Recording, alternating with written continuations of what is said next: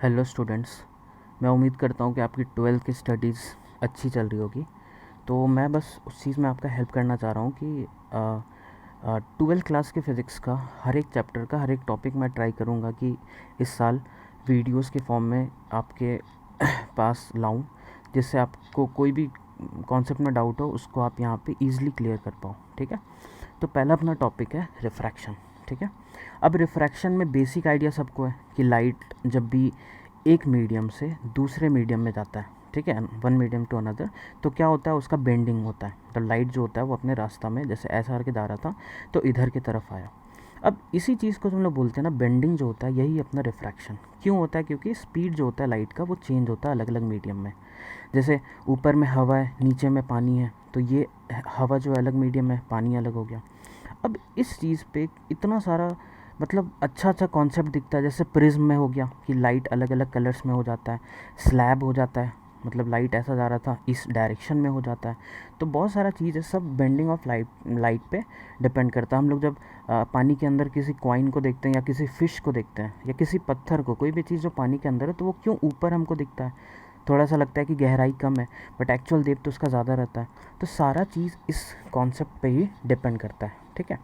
तो देखो, कुछ कुछ चीज़ हम लोग को ध्यान रखना है कि जब भी लाइट रेयरर टू डेंसर में जाता है, यहाँ पे जो डायग्राम दिया हुआ है ना, ये रेयरर से डेंसर का है। अब बात है कि यार रेयरर डेंसर को कैसे पहचाने, क्योंकि मेरे को पता है तुम लोग का नाइन्थ थोड़ा सा गोल है, नाइन्थ क्लास में या टेंथ क्लास में था, टेंथ तो अच्छे से पढ़े नहीं हो। तो रेयरर डेंसर पहचानते रिफ्रैक्टिव इंडेक्स से। ठीक है। जिसका जैसे मान लो अगर हम तीन यहाँ पे मीडियम लेते हैं, जैसे यहाँ पे ध्यान रखना कि मीडियम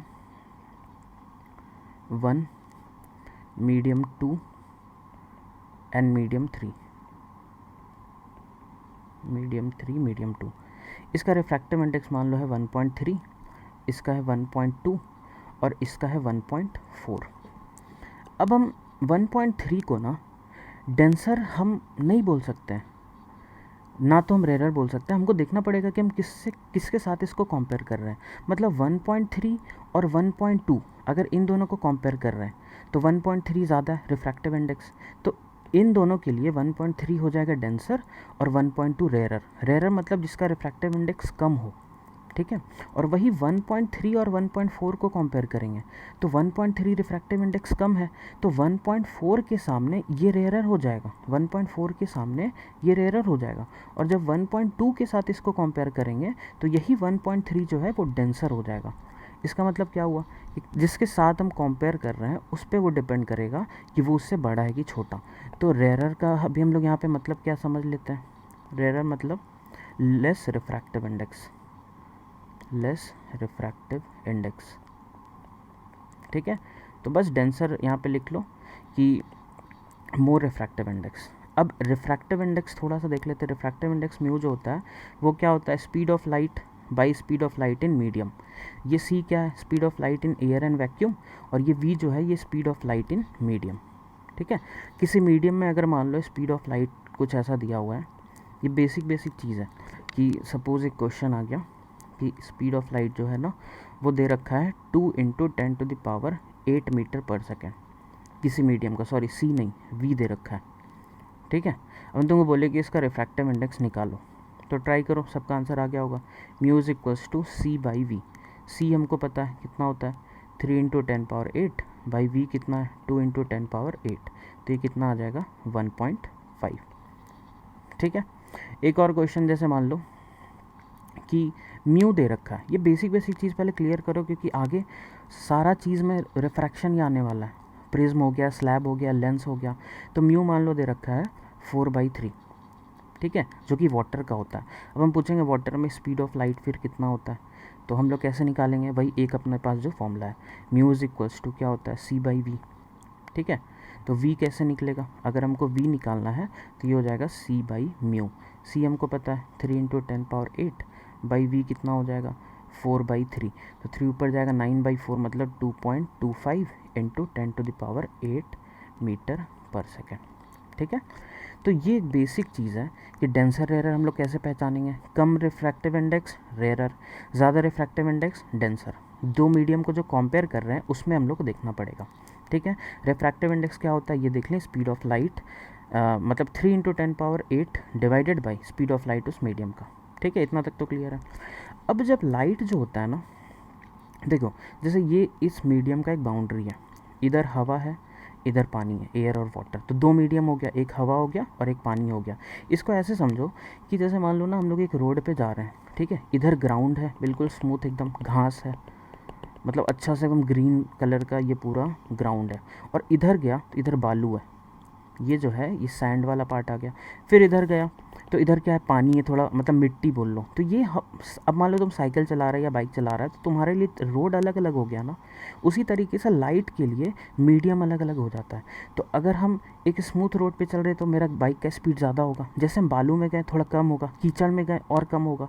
उसी तरीके से तो अपना स्पीड क्या होता है, वैरी करता है अलग अलग मीडियम में। हम लोग मतलब बाइक के लिए मीडियम क्या है, रास्ता, ठीक है। उसी तरीके से लाइट के लिए मीडियम क्या है, जो जिस जगह से, जैसे एयर हो गया, वाटर हो गया, ग्लास हो गया, ग्लिसरीन हो गया, ऑयल हो गया, ठीक है। अब देखो फाइनल आता है, ये है अभी, देखो अभी जो डायग्राम अपने यहाँ पे दिया होगा ना, इसमें पता है ये जो है ना ये रेयरर है ऊपर वाला, और ये जो है ये डेंसर है। तो लाइट कभी भी रेयरर से डेंसर जाता है तो क्या होता है, लाइट जो होता है ना वो नॉर्मल की तरफ, नॉर्मल मतलब ये जो सरफेस है ना जो दोनों मीडियम को अलग कर रहा है, इस पे एक परपेंडिकुलर खींचना है, यही अपना नॉर्मल। ये स्टेप 1 बेसिक अपना होना चाहिए, ठीक है। अब ये लाइट जो है, ये अगर ये मीडियम नहीं बदलता तो ये ऐसा जाता सीधा, ठीक है। लेकिन क्या होगा, कभी भी लाइट अगर रेयरर से डेंसर की तरफ जाएगा ना तो नॉर्मल की तरफ ये झुक जाएगा, तो लाइट इधर की तरफ घुसेगा, ये ऐसा ध्यान रखना। रेयरर से डेंसर तो लाइट जो होगा वो नॉर्मल की तरफ बेंड कर जाएगा, ठीक है। इसको हम अगले पेज में एक बार और यहाँ पे ड्रॉ कर देते हैं। बहुत ही सिंपल सा चीज़ है जो हम लोग को ध्यान में रखना है। ओके, एक मिनट। तो यहाँ पे बस ऐसा करके ड्रॉ कर लो, जैसे मान लो ना ऐसा दो मीडियम में बना रहे हैं, ये मान लो रेयरर और रेयरर डेंसर का तो उधर बना ही हुआ है ना, मतलब इसको तो दोबारा बनाने का ज़रूरत नहीं, ये रेयरर डेंसर का हम लोग बना लिया ऐसा, ठीक है। हम लोग यहाँ पे एक बना लेते हैं डेंसर टू रेयरर का। ये डेंसर से रेयरर अगर लाइट जाएगा तो क्या होगा, तो क्या करना है, देखो ये जो लाइन है ना, इसको पहचानो पहले। ये वो लाइन है जो इस मीडियम को अलग किया, मतलब इधर अलग मीडियम है, इधर अलग। तो ये कौन सा लाइन हो गया, ये बाउंड्री है जो दोनों मीडियम को अलग कर रहा है। इस पे परपेंडिकुलर एक डालना है जो कि अपना नॉर्मल हो जाएगा। ये क्या हो गया, अपना नॉर्मल। बस ये तुम पहचानते जाओ, बेसिक चीज़। अब मान लो एक लाइट आया ऐसा, ये लाइट जो है वैसा करके आ रहा है, ठीक है। अब ये लाइट अगर यहाँ डेंसर, यहाँ तक तो ऐसा डेंसर में आया इधर तक, अब इसको अचानक से मीडियम चेंज करना पड़ा, तो ये सीधा ना जाके सोचो क्या होगा, डेंसर से रह रहा है, तो यही तो नॉर्मल है ना। इस तरफ का जो नॉर्मल ये है, तो इसकी तरफ झुक के ना ये दूसरा तरफ बेंड करेगा, तो क्या हो जाएगा, ये जो है इस तरफ चला जाएगा, ठीक है। तो bends away from the normal कब होता है, जब डेंसर से रेयरर ये आता है। अब यहाँ पे अपना लॉ क्या क्या है, ये जो होता है ये एंगल ऑफ इंसिडेंस होता है, ये होता है एंगल ऑफ रिफ्रैक्शन, ठीक है। इसको अगर हम म्यू1 बोले, इसको हम म्यू2, म्यू1 म्यू2 क्या है, रिफ्रैक्टिव इंडेक्स है दोनों मीडियम्स का। अब यहाँ पे देखो थ्योरी पहले क्लियर करो। पहला जो हम सबसे इम्पॉर्टेंट हर क्वेश्चन में मैं यूज़ करूँगा, आगे जो टोटल इंटरनल रिफ्लेक्शन हम लोग पढ़ेंगे, हम लोग जो स्फेरिकल रिफ्रैक्शन पढ़ेंगे, प्रिज्म पढ़ेंगे, उसमें ये चीज़ यूज़ होगा, जो कि प्लीज़ स्टार मार्क कर लो, जितना ज़्यादा स्टार मार्क करना कर लो। उसको हम लोग बोलते हैं स्नेल्स लॉ। स्नेल्स लॉ क्या होता है ना, mu into sine theta equals to constant. मतलब कि जिस मीडियम का रिफ्रैक्टिव इंडेक्स है, उसी मीडियम का साइन का जो एंगल है, इसको तो मल्टीप्लाई करते जाओ। वो लाइट जिधर जिधर से गुजर रहा है ना, जिस भी मीडियम में जा रहा है, उसका म्यू और उस मीडियम में जो एंगल बनाया उसका साइन, ये दोनों को मल्टीप्लाई करेंगे ना तो हमेशा कांस्टेंट आएगा। कैसे यूज़ करना है, इसमें देखो क्या है, म्यू1 है, इसमें ये कितना एंगल बनाया है, हाँ एंगल किसके साथ लेना है, एंगल फ्रॉम नॉर्मल। ये जो थीटा है ना, ये है एंगल फ्रॉम नॉर्मल, ठीक है। देखो यार, बेसिक जितना क्लियर होगा ना, उतना जल्दी तुमको कॉन्सेप्ट समझ में आएगा, और कॉन्सेप्ट समझ आएगा तो न्यूमेरिकल कुछ भी नहीं है, तुरंत बनेगा। तो ये बेसिक पार्ट्स बिल्कुल क्लियर करते जाओ कि ये थीटा कहाँ से लेना है, नॉर्मल। नॉर्मल क्या है, उस बाउंड्री पे एक परपेंडिकुलर ड्रॉ करना है बस। तो हर जिस जिस जिस भी मीडियम से ये लाइट गुजर रहा है ना, उसका म्यू इंटू साइन थीटा को तो मल्टीप्लाई करके कांस्टेंट कर सकता है। तो देखो पहला, इसका रिफ्रैक्टिव इंडेक्स है म्यू वन, इसका एंगल है आई, तो इनको मल्टीप्लाई करो म्यू वन और साइन इन आई, इसका ये हुआ। इसका कितना होगा, म्यू टू इंटू साइन, इसमें आर बन रहा है, तो स्नेल्स लॉ के अकॉर्डिंग अभी जो हम ड्रॉ किए हैं उसका क्या लिखाया जाएगा, mu one sine i is equals to mu two into sine are. अब ये है स्नेल्स लॉ। ये हमेशा हमारे पास एक इक्वेशन अवेलेबल रहेगा जब भी रिफ्रैक्शन होगा, और इसको प्लीज़ स्टार मार्क कर लो, बहुत ही इम्पॉर्टेंट। टोटल इंटरनल रिफ्लेक्शन या ग्लास स्लैब कुछ भी हो, ये आना ही आना है। हर चीज़ का डेरिवेशन यहाँ से होगा। कितने बार हम लोग साइन आई को टैन आई लिखने वाले हैं, ठीक है।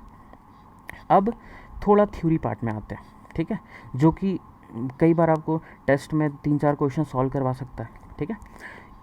ये जो है लाइट जो होता है एक तरीके का वेव होता है। वेव में क्या होता है, उसका वेवलेंथ होता है। तो वेवलेंथ को मैं मान लो दिखा रहा हूँ लैम्डा 1 से, फ्रीक्वेंसी को f1 से और स्पीड को v1 से, ठीक है।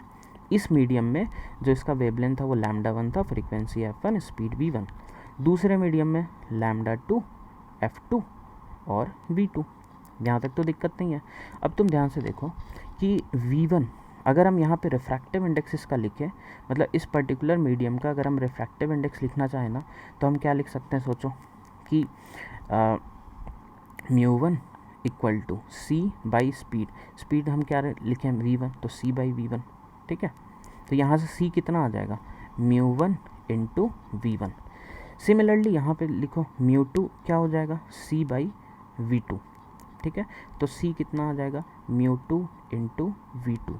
अब ये दोनों जगह का c है, मतलब क्या होगा कि mu one v1 equals to mu two v2।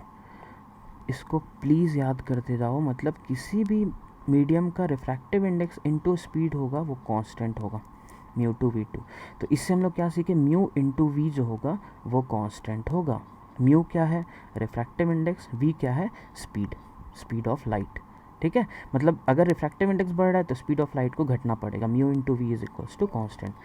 Same चीज़ पता है वेवलेंथ के लिए आएगा, क्यों, क्योंकि फ्रीक्वेंसी जो होता है ना वो नहीं बदलता है। लाइट देखो ड्यूरिंग रिफ्रैक्शन क्या चीज़ नहीं बदला, तो वो होगा frequency. During refraction frequency remains, frequency remains same, therefore we can write कि जो उस मीडियम में फ्रीक्वेंसी था वही दूसरे मीडियम में भी रहेगा, क्योंकि ये ना सोर्स का प्रॉपर्टी होता है। जैसे लाइट अगर बल्ब से बना या सन का रेज़ है या किसी भी दूसरे लाइट सोर्स से बना, तो उस जो एक बार फ्रीक्वेंसी बन गया ना वो फिर नहीं बदलता है। तो रिफ्रैक्शन में फिर बदला क्या, तो स्पीड बदला, ठीक है। अलग अलग मीडियम में गया तो स्पीड बदला, और स्पीड बदला तो वेवलेंथ बदला, ठीक है। तो हम लोग क्या क्या लिख सकते हैं, अभी मेरे पास क्या आया था सोचो, तो अभी मेरे पास आया था mu one into v one equal to mu two into v two. अब सोचो वेव चैप्टर में हम लोग क्या पढ़े थे, v is equals to f into lambda पढ़े थे ना। तो यहाँ पे v1 को लिखो f1 इंटू लैम्डा वन और v2 को लिखो f2 इंटू लैम्डा टू, और म्यू1 म्यू2 तो है ही। तो ये देखो क्या आ जाएगा, mu one f1 lambda one equal to mu two f2 lambda two, ये आया। अब f1 f2 बराबर है तो ये दोनों को कैंसिल कर दो, तो ये अगर कैंसिल कर देंगे तो ये क्या आ जाएगा, mu one lambda one equal to mu two lambda two. अब यार सोचो ये थ्योरी कितना आसान हुआ, मतलब हर जो चीज़ हो रहा है ना उसमें क्या हो रहा है कि यहाँ पे देखो mu into sine theta constant था, म्यू इंटू वी कॉन्स्टेंट है और म्यू इंटू लैम्डा कॉन्स्टेंट है। यही थ्योरी है पूरे रिफ्रैक्शन का। क्वेश्चंस खूब सारा बन सकता है यहाँ पे, ठीक है। एक मैं आपको बस स्नेल्स लॉ लिखने सिखा रहा हूँ, देखो कि हम ना स्नेल्स लॉ डायरेक्टली किसी भी मीडियम से किसी दूसरे मीडियम में लगा सकते हैं। ज़रूरी नहीं कि हमको एक एक करके ही जाना है, ठीक है। उसके लिए मैं यहाँ पे दिखा रहा हूँ एक और पेज ऐड करके, थोड़ा सा टाइम लग सकता है बट उससे बहुत ज़्यादा कॉन्सेप्ट क्लियर होगा, ठीक है। एक मिनट,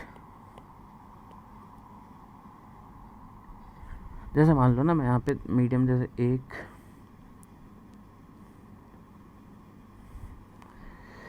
इसको थोड़ा सा आप ना लिख के ट्राई करो यार, क्योंकि जितना लिखोगे उतना ज़्यादा ये क्लैरिटी आएगा, ओके। यहाँ पे मान लो मैं ऐसा करके एक रे लिया, ये इधर गया, फिर ये इधर आया, फिर ये इधर चला गया, फिर ये इधर की तरफ आया, और फिर ये ना ऐसा हुआ, और फिर मान लो बहुत ज़्यादा इधर हो गया। ठीक है, अलग अलग। अब ना एक चीज़ यहाँ पे ध्यान रखना, रुक जाओ 1 मिनट, इसको ना ऐसा कर लेते हैं। जैसे कई बार प्रूफ करने आता है कि प्रूफ करो ये और ये रे पैरेलल है। हाँ देखो, ये एयर, बाद में भी ये एयर में जा रहा है। ठीक है, बीच में 3 लेयर आ गया अलग अलग मीडियम का। तो इसको मान लो μ1, इसको मान लो μ2, इसको मान लो μ3। अब रे को पहचानो, पहले ये कहाँ जा रहा था, पहले जो ये था, अरे यार, पहले ये इसमें था, फिर ये यहाँ से इसमें गया, फिर इसमें, फिर इसमें, और फिर ये इसमें। ठीक है, अब इस जगह पे देखो, यहाँ पे जो भी ये एंगल बना रहा है, यहाँ पे ये जो भी एंगल बना रहा है, इस जगह पे अगर हम एक नॉर्मल ड्रॉ करना चाहें ना यहाँ पे, तो ये ऐसा करके हम एक नॉर्मल यहाँ पे बना रहे हैं। ठीक है, यहाँ पे पहले मैं नॉर्मल बनाते जाता हूँ ऐसा, दोनों बाउंड्री पे परपेंडिकुलर। ठीक है, ये अपना नॉर्मल हुआ। अब हम क्या करते हैं, देखो इस जगह पे ये एंगल ऑफ इंसिडेंस है, तो एंगल ऑफ इंसिडेंस को मान लो हम लिखे यहाँ पे आई, ये रिफ्रैक्शन पहला, इसको हम लिख रहे हैं R1। अब पता है ये अगर R1 है ना, किसको हम R1 बोल रहे हैं, इस वाले को, ये अगर R1 है तो ये भी R1 होगा, क्योंकि ये दोनों लाइन तो पैरेलल है। ठीक है, तो ये हुआ R1, यहाँ पे ये भी है R1। अब वो R1 है, अब ये नीचे में गया तो ये R2 हुआ। ठीक है, फिर ये भी R2 होगा, फिर ये नीचे गया तो ये मान लो R3, क्योंकि लाइट जो है ना ये इधर उधर बेंड हो रहा है, और ये फाइनली जो है ये इमर्ज कर रहा है, बाहर आ रहा है, तो इसको हम मान लो एंगल E बोले। ठीक है, अब हमको क्या प्रूफ करने आएगा ना कि बोलेगा कि जब एयर से निकल के वापस जब ये एयर में जाता है ना, तो ये दोनों जो रेज होता है ना, ये और ये पैरेलल होता है। यही तुमको प्रूफ करने आएगा। कैसे प्रूफ करना है ना, एक तो हम डायरेक्ट प्रूफ कर सकते हैं, ठीक है, बट हम यहाँ पे तुमको रिफ्रैक्शन का इक्वेशन लिखने सिखा रहे हैं।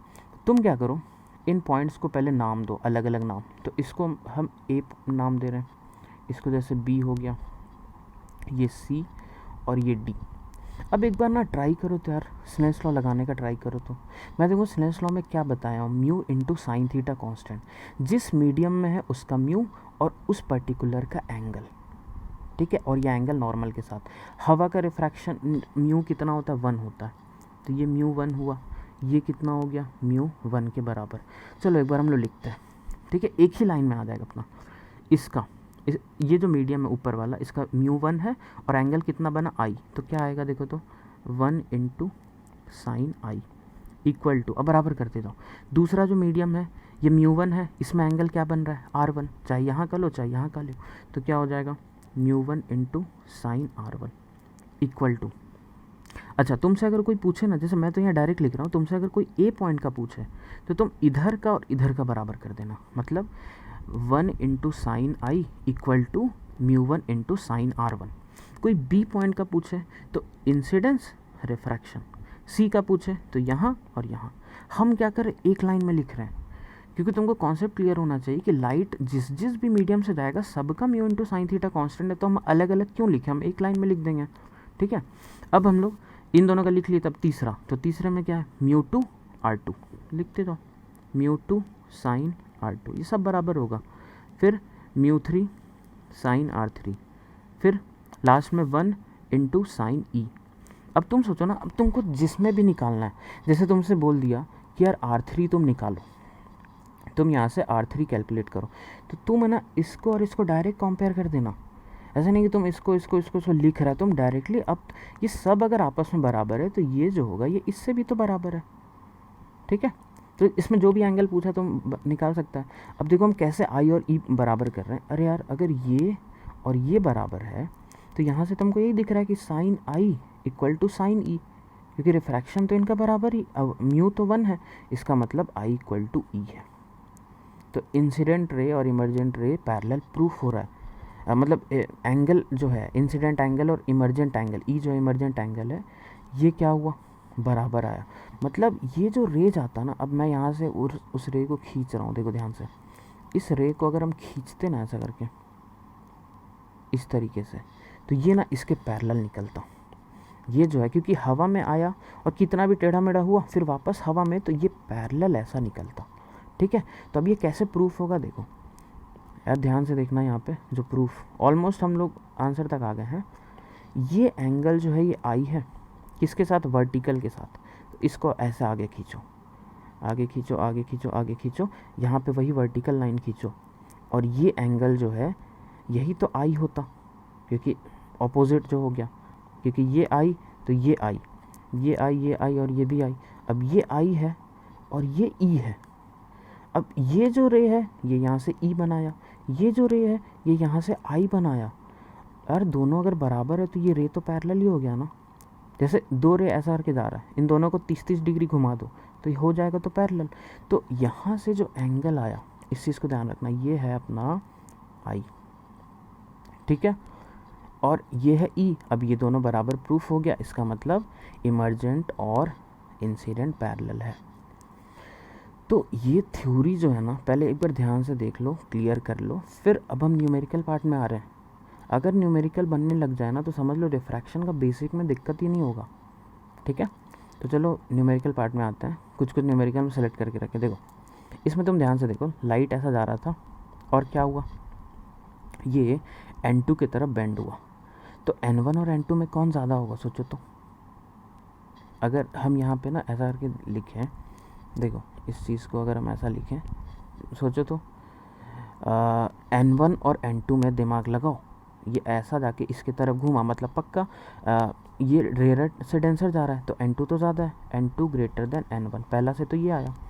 दूसरा में ऐसा जाके ये सीधा ऐसा ना निकल के ये दूर हो गया, और मतलब जो यहाँ पे जो नॉर्मल होता है वो ऐसा होता तो उससे दूर चला गया, मतलब ये किससे जा रहा है, डेंसर से रेयर जा रहा है। ठीक है, तो डेंसर से अगर रेयर जा रहा है तो N2 जो है वो N3 से भी ज़्यादा है। अब यहाँ पे दिक्कत हुआ कि यार N2 N1 से भी ज़्यादा है, N2 N3 से भी ज़्यादा है, तो हमको ये कैसे पता लगा कि N1 N3 में कौन ज़्यादा है। पता है क्या करो, इस मीडियम को ना गायब कर दो, ये कॉन्सेप्ट है, इस मीडियम को गायब कर दो।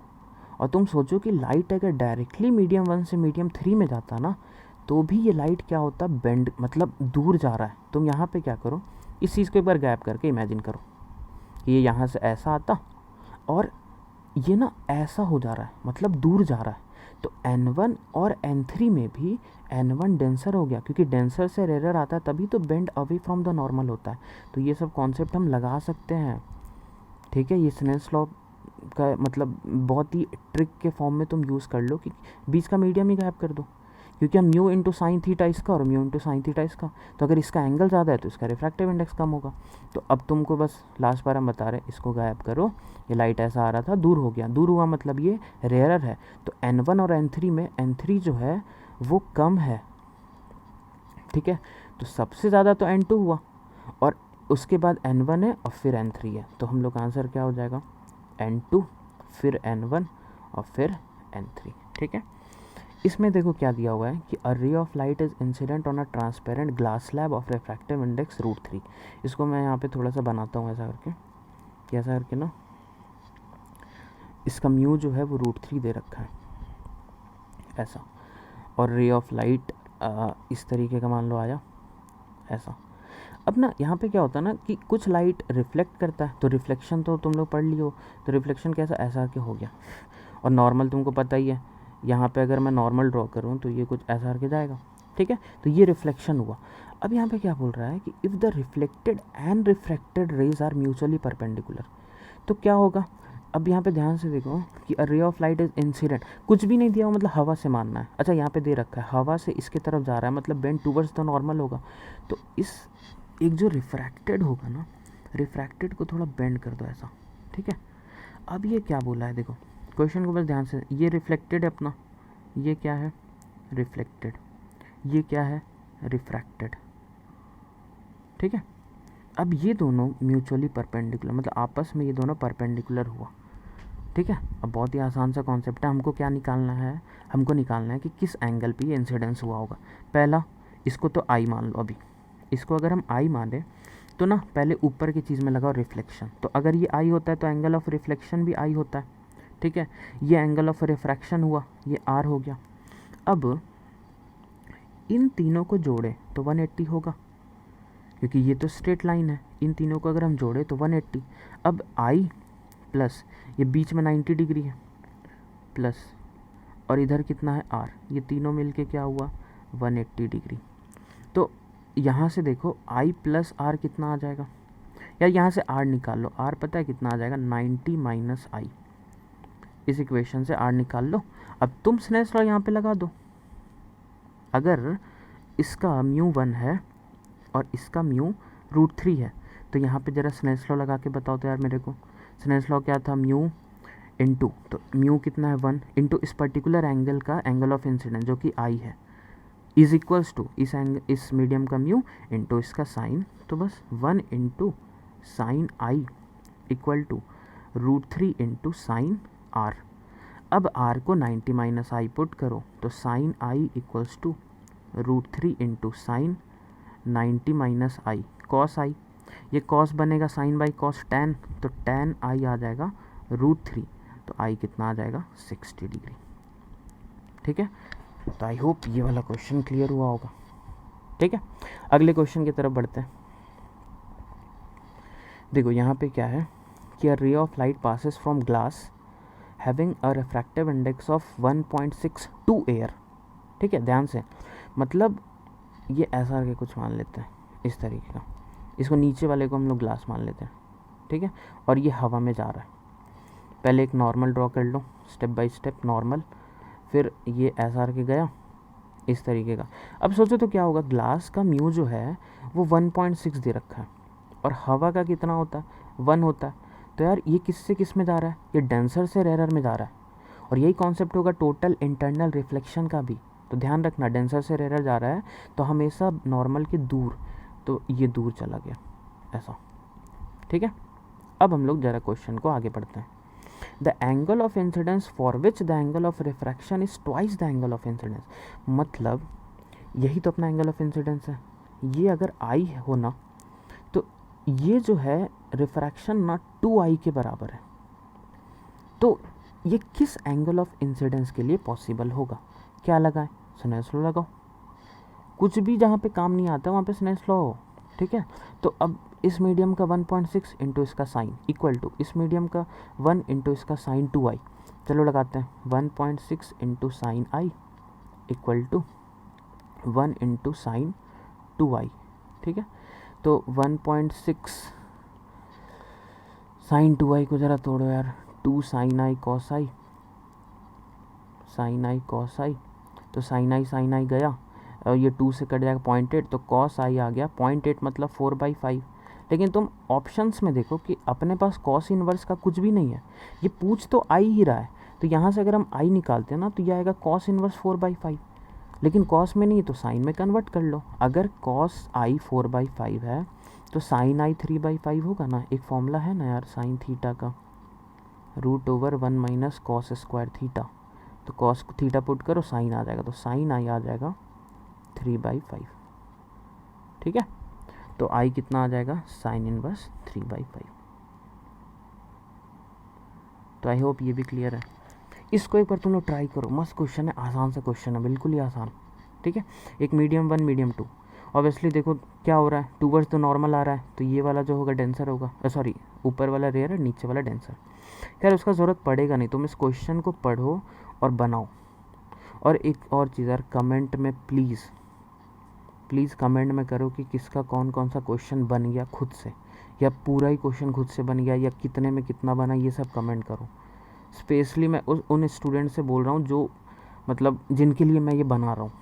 ठीक है, वो उनका रिस्पॉन्स आएगा तो मेरे को और अच्छा लगेगा। देखो यहाँ पे क्या करते हैं कि अपने को ना ऐसा कुछ दे रखा है कि एक मीडियम से दूसरे मीडियम में जा रहे हैं, यहाँ तक तो क्लियर है। The light's wavelength in medium 1 is λ1। इसमें जो है ये λ1 है। ठीक है, व्हाट इज़ द वेवलेंथ, इसमें जो λ2 होगा वो कितना होगा ये बताना है। हम तुम लोगों को क्या बताएं, म्यू इंटू लैम्डा कॉन्स्टेंट होता है, म्यू इंटू लैम्डा जो था वो कांस्टेंट। मतलब एक मीडियम का अगर हम इसका रिफ्रैक्टिव इंडेक्स को μ1 मान ले और इसको μ2 मान ले, तो μ1 इंटू λ1 इक्वल टू μ2 इंटू λ2 इतना होगा। हमको निकालना है λ2। चलो हम यहाँ से λ2 को ज़रा लिखते हैं, कितना आ जाएगा, μ1/μ2 इंटू λ1 इक्वेशन 1। अब ऑलवेज स्नेल्स लॉ लगाओ जरा। तुम रिफ्रैक्टिव इंडेक्स को तो ऑलवेज μ1 मान लिया ना, तो μ1 into sine alpha 1 equal to μ2 मान लिया, μ2 इंटू साइन अल्फ़ा 2। ज़रा लगाओ μ1 into sine alpha 1 equal to μ2 into sine alpha 2। तुम अब क्यों हम ये लगाएं, देखो ऑप्शंस में μ1 μ2 है ही नहीं, क्योंकि ये तुम खुद से माने तो μ1 μ2 को हमको हटाना पड़ेगा। तो यहाँ से μ1/μ2 का वैल्यू निकालो, तो μ1/μ2 पता है यहाँ से कितना आएगा, sign alpha 2 by sine alpha 1, ये आ जाएगा। अब उठा के यहाँ पुट कर दो, आंसर आ जाएगा। λ2 is equals to sine alpha 2 by sine alpha 1 into λ1। तो आई होप ये आंसर बहुत लोग का आया होगा। ठीक है, चलो नेक्स्ट क्वेश्चन की तरफ बढ़ते हैं। तो नेक्स्ट जो क्वेश्चन है वो, हाँ देखो ये क्वेश्चन तुम लोग को खुद से बनाना है, ये तुम लोग को अपने मॉड्यूल के HLP पे मिलेगा, और इसका कमेंट हम चाहते हैं जो लोग भी ट्राई करो, उससे पहले अब ये वाला हम तुमको बता रहे हैं। ठीक है, कि देखो a coin lies on the bottom of a lake 2 meter deep, 2 meter deep मतलब ये दे रखा है। ठीक है, at a horizontal distance x from the spotlight, यहाँ से x मीटर पे, यही x ना हमको निकालना है। ठीक है, इसका √2 ये दे रखा है। अब तुम सोचो, सबसे पहले तो ये देखो कि यहाँ पे ना हम तुमको इसी जगह पे थोड़ा एक्सप्लेन करते हैं कि ये अगर 45 डिग्री है तो ये भी 45 डिग्री है। ओके, यहाँ पे देखो लाइट क्या हुआ ना, लाइट यहाँ से निकला, ऐसा गया पानी में, पानी में, पानी में, यहाँ। अब जैसे ये बाहर आया ना, तो इसको जाना पड़ रहा है वाटर से एयर। ठीक है, ये बाउंड्री, इसको तुम बाउंड्री बोल लो, इस पे परपेंडिकुलर ये नॉर्मल। अब लाइट जो था वो क्या होगा, पानी से हवा मतलब डेंसर से रेयर, तो दूर, तो ना दूर नॉर्मल से गया तो ये इधर की तरफ बेंड होके यहाँ पे आ गया। तो इस इंसान को ये वाला जो कॉइन होता है ना, यही शिफ्ट होके यहाँ पे दिखता है ऐसा कुछ, क्योंकि इसको लगा कि यार लाइट तो यहाँ से आ रहा है, तो यही सारा चीज़ थोड़ा गड़बड़ होता है यहाँ पे। ठीक है, बाकी अभी तो उस पर ध्यान नहीं दे रहे, बट तुम लाइट का पाथ को ध्यान दो, ये ऐसा गया डेंसर से रेयर तो घूम के यहाँ आया। ठीक है, तो तुमको ये दूरी बताना है कितना होगा। अब ना यहाँ पे थोड़ा बहुत मैथ्स भी लगेगा अच्छा खासा, तो हम लोग क्या करते हैं कि अब देखो ये 45 है तो ये भी तो 45 ही होगा ना। ठीक है, ये अपना हो जाएगा 45 डिग्री। मैं सोच रहा हूँ इसको एक बार ड्रॉ ही कर लो यहाँ पे यार, 1 मिनट रुक जाओ। ये ऐसा करके है ना अपना, ये ऐसा आया, फिर कुछ ये ऐसा गया। ठीक है, इतना इतना काफ़ी है अपने को समझने के लिए। अब यहाँ पे ये अपना है नॉर्मल। ठीक है, ये है 45 डिग्री, तो ये भी क्या होगा 45 डिग्री। इसका क्या मतलब है, इसका मैं क्या फ़ायदा यहाँ पे उठाऊँगा कि ये जो है, ये अगर ये वाला 1 मीटर है ना, ये अगर 1 मीटर दे रखा है तो ये भी 1 मीटर होगा नीचे वाला। ये जो बेस है ना, ये भी तो 1 मीटर हुआ ना, क्योंकि 45 tan 45 1 होता है, और tan 45 मतलब ये बाई ये, तो ये 45 डिग्री है, तो ये अपना आया 1, मतलब यहाँ से यहाँ तक ये हमको 1 मिल गया। ठीक है, कंस्ट्रक्शन थोड़ा ध्यान देना, मैं इसको दूसरे कलर से यहाँ पे ड्रॉ करता हूँ। ये नीचे ऐसा, यहाँ तक ना हमको 1 मिल चुका है। ठीक है, ये अपना 1 मीटर। अपने को अगर ना ये वाला पता लग जाए तो 1 प्लस ये ही तो x है, यही तो हमको निकालना है। ठीक है, ये अपना को दे रखा है 2 मीटर, ये है 2 मीटर। अब यार तुम थोड़ा ध्यान से देखो, ये ऐसा लाइट आया आया आया आया आया यहाँ, और फिर ये गया इधर, यही तो एंगल ऑफ इंसिडेंस हुआ। देखो यही नॉर्मल है, तो ये एंगल ऑफ इंसिडेंस, और ये नॉर्मल के साथ जो एंगल बना के गया ये 45 डिग्री एंगल ऑफ रिफ्रैक्शन। तो इसको मानो आई, यहाँ पे ये है आई। ठीक है, ज़रा लगाओ स्नेल्स लॉ। स्नेल्स लॉ के रिफ्रैक्टिव इंडेक्स चाहिए, वो ऊपर जा रहा है, ऊपर मतलब हवा में जा रहा है, कुछ भी नहीं दे मतलब यहाँ पे हमको हवा लेना है। और नीचे वाले के लिए जो रिफ्रैक्टिव इंडेक्स है वो √2 दे रखा है। ठीक है, 1 मिनट रुक जाओ यार, इसको थोड़ा सा ना, ये पूरा ही रीसाइज हो जा रहा है। हाँ,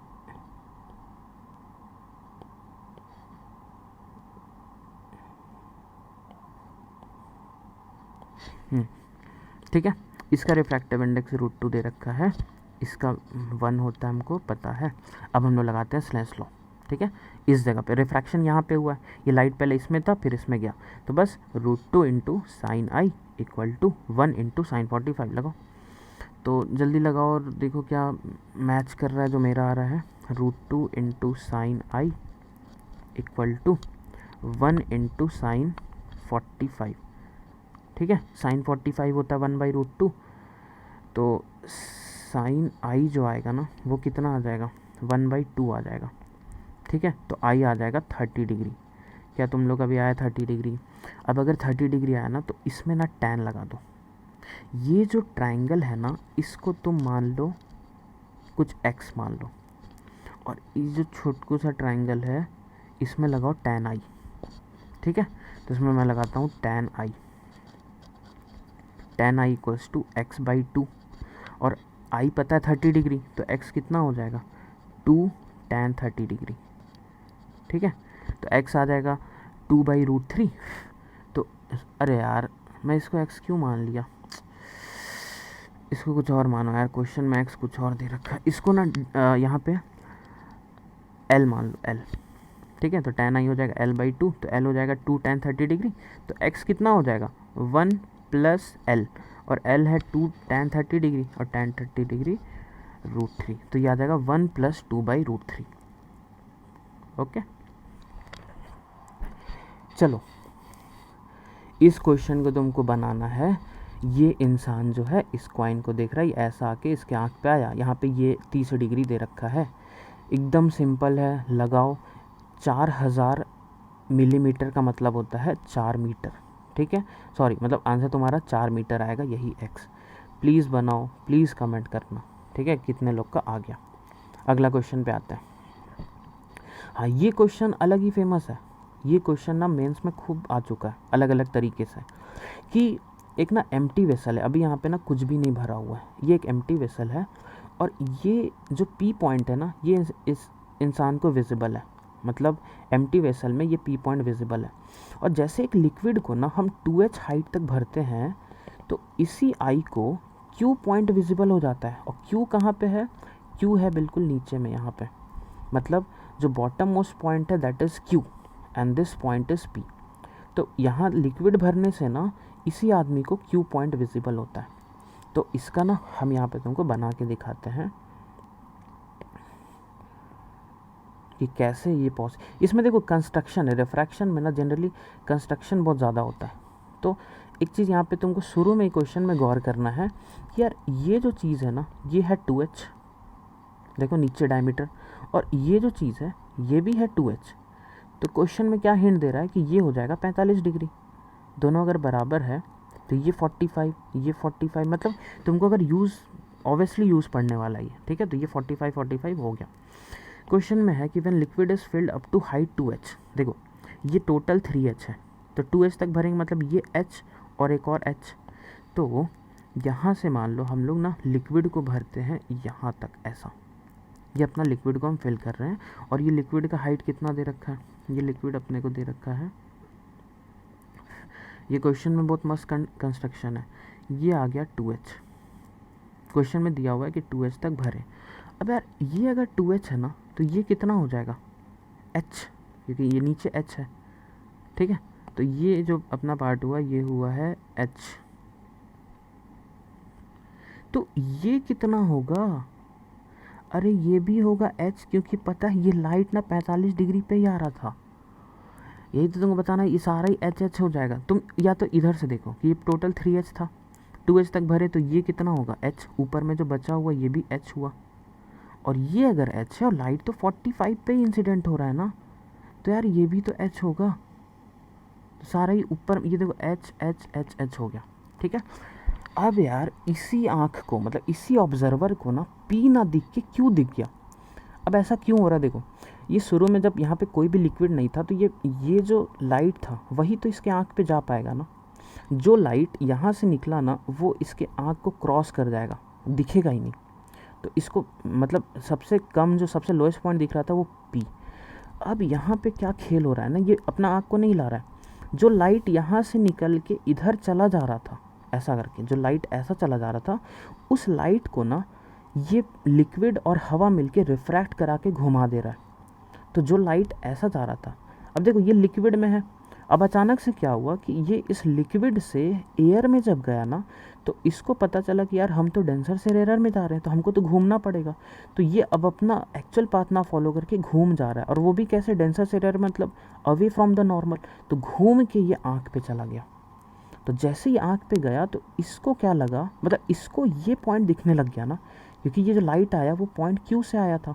तो इसका जो रे डायग्राम है ना वो ऐसा बनेगा कि ये यहाँ से यहाँ तक तो इसी पाथ में आया ऐसा, और बाद में, एक मिनट रुक जाओ, यहाँ से स्टार्ट होके यहाँ तक आया और बाद में फिर रिफ्रैक्ट होके इसके आँख पे गया, ऐसा ये बनेगा।